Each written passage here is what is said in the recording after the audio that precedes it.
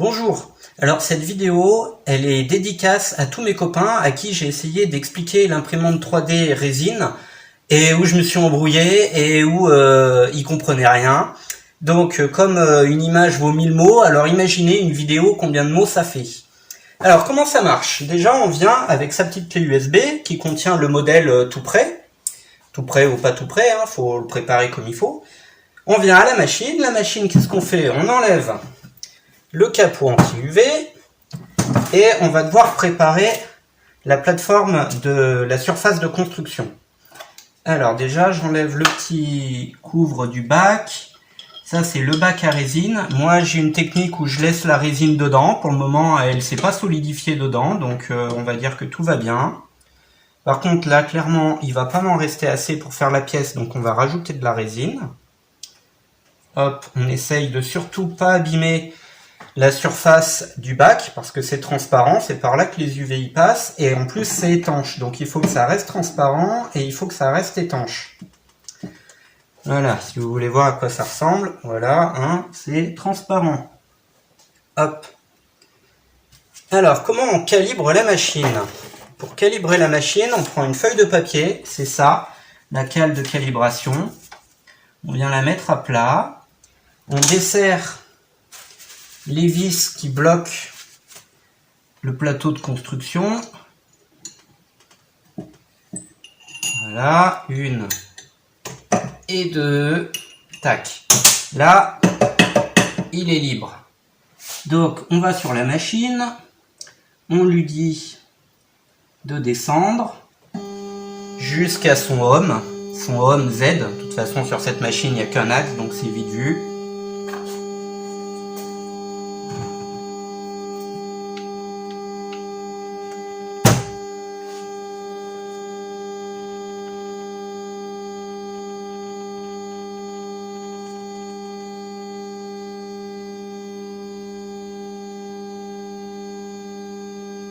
Allez, on y est presque. Ça va faire un bip. Voilà. Puis ça remonte un peu et ça se cale comme il faut et ça refera un bip.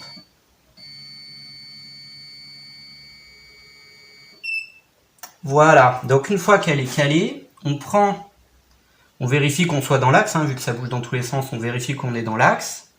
Il n'y a pas besoin que ça soit critique. Le plateau, enfin le bac est plus grand que le plateau. On met les doigts dessus, juste pour le tenir appuyé, juste en mettant un petit peu de force pour que ça soit bien plat, mais pas besoin d'écraser. Et puis on vient resserrer dans la position où c'est. Alors ce que je fais, moi je fais un serrage en deux passes. Une première passe avec le petit côté de la clé et une deuxième passe avec le grand côté. Au début, j'avais essayé avec juste le petit côté et ça a bougé. Parce que la résine peut avoir assez de force quand même au moment où ça remonte. Donc il vaut mieux que ça soit bien serré. Une fois qu'on a fait ça, on va remonter le plateau suffisamment pour pouvoir faire passer le bac dessous. Voilà, moi généralement je remonte 6-7 cm, ça suffit. Pendant que ça remonte, on va pouvoir glisser le bac. Alors le bac, faut faire attention quand on le glisse. Faut pas qu'il racle sur la machine, parce que sur la machine, c'est l'écran, directement l'écran LCD. Donc, faut pas racler. Hop, une fois qu'il est en place, on serre les petites vis. Tac. Donc, comme je vous ai dit, il n'y a plus beaucoup de résine. Je vais en rajouter. Ben, il est tout neuf celui-là. Donc, vous avez droit au tuto sur comment ouvrir le bocal de résine. Ce qui n'est pas forcément évident non plus.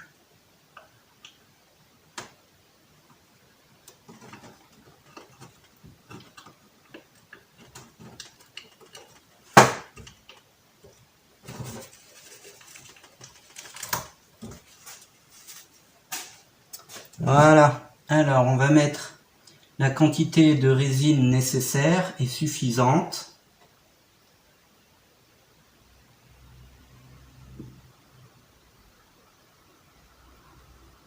Voilà, là ça suffira amplement pour la pièce que je fais.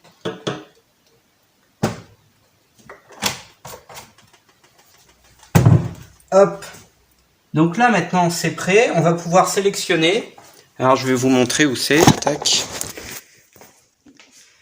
Alors sur l'interface de la machine, on a fini de se déplacer en Z, on va revenir sur l'écran d'accueil, on va prendre Print. Voilà, mon modèle il est là, c'est une bague de centrage pour des cales d'extension sur des jantes. Tac. Allez, là j'ai fait Start, il annonce 1h06, donc ça commence à descendre. Et alors moi j'aime bien surveiller au début que au moins la première couche se fasse comme il faut. C'est-à-dire que ça descend, ça plonge dans la résine. Voilà, on voit même la résine qui monte par-dessus. Hop, ça se cale avec le Z à 0. Voilà, ça a fait les 2 bips, c'est calé. Et là, ça allume les UV, ça fait la première couche. Et la première couche, elle dure 20 secondes. Comme plusieurs des premières couches, et après ça passe à 2 secondes. Et quand elle aura fini ces 20 secondes, la machine va remonter pour décoller la première couche du plateau du bac de construction. Voilà. Et on va entendre un petit schcrack. Ah, on n'a pas bien entendu le petit schcrack. Peut-être que là, ça marche pas comme il faut. On va voir à la deuxième couche. Normalement, on entend, ça fait un petit bruit de ventouse. Alors, il faut à nouveau attendre les 20 secondes de la couche.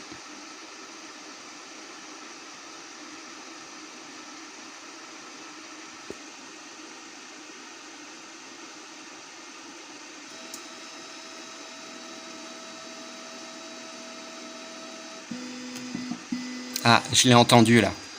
Le moteur, il m'entend 2 fois, il fait beuh, et après beuh, et la deuxième fois là, quand il a fait beuh, on a entendu un petit schcrack. Ça veut dire que la couche était bien attachée, qu'elle s'est soulevée du film transparent et qu'elle est restée attachée à la surface de construction. Donc ça, c'est bon signe, ça veut dire que la pièce, elle va pouvoir s'imprimer correctement. Donc ce que je fais après, c'est que je remets le bac, enfin le bac, on va entendre ? Ouais, moi j'ai entendu le crack. Donc je remets le couvercle de protection qui protège des UV, de la poussière et de tout ce qui pourrait se passer. Et ça annonce 1h05, donc je vous dis à dans 1h05. Alors, je vous fais un petit pendant. Là, on voit, hop, ça s'allume. On voit que c'est violet, hop, ça monte. Tac, tac, allez, couche suivante.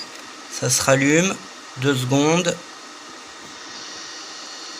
Ça monte, ça détache, ça redescend, hop, couche suivante. Et voilà, et ainsi de suite.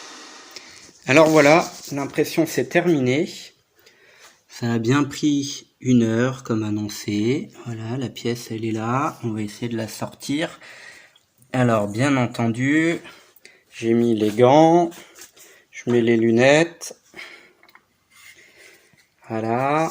Allez, je vous pose. Hop. Donc on enlève le couvercle anti-UV. On peut dévisser le schmilblick. On essaye d'égoutter tout ce qu'on peut. Bon, alors là, ça va. C'est une pièce qui est cool, il n'y a pas trop de recoins, donc il n'y a pas des gouttes qui traînent partout. Hop, maintenant, on va prendre la spatule pour détacher la pièce. On se met dans le bac où il y a l'alcool à 95. Et on espère que ça se détache. Voilà, et donc c'est grand classique, ça en met partout. Hop, on nettoie la spatule.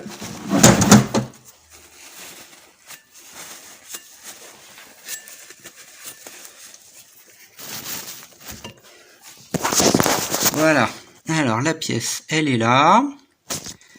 On va nettoyer dans l'ordre. On va ressortir la pièce de là. Hop. Tac. Ça glisse, c'est tout visqueux. On va nettoyer la surface de construction. Donc je la fais bien tremper dans l'alcool pour que ça dilue tout le reste de résine qu'il peut y avoir dessus. Pendant que ça trempe, on remet le couvercle sur le reste de résine, histoire de ne pas faire tomber des poussières dedans. Et on va remettre le couvercle de la machine.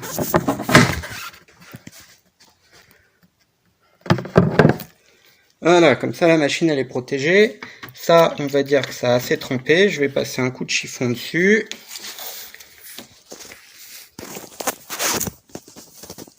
Alors mon support de téléphone est vraiment pas exceptionnel.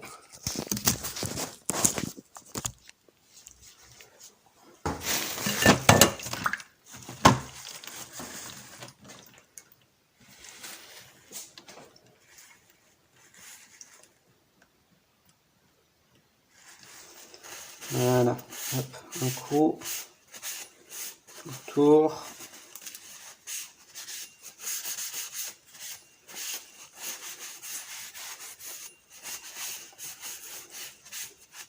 Et voilà, la plateforme elle est prête pour l'impression suivante.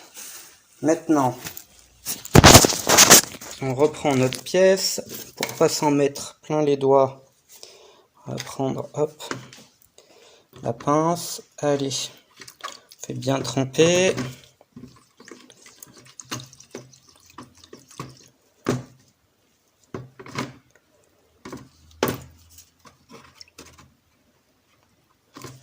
Voilà, alors une fois que ça a bien trempé, ce qu'il faut arriver à faire, c'est égoutter la pièce avant de la mettre dans la machine à UV. Alors, vu que c'est de l'alcool, on peut aussi souffler dessus, comme ça s'évapore.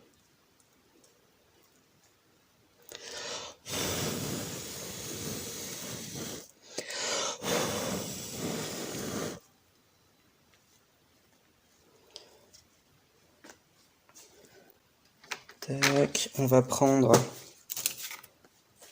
une petite surface. Voilà, on va poser la pièce dessus. Hop, je les mets toujours un peu en biais pour pas que ça reste à plat, pour pas que ça fasse que la résine et l'alcool restent dessous et que ça colle la pièce au carton.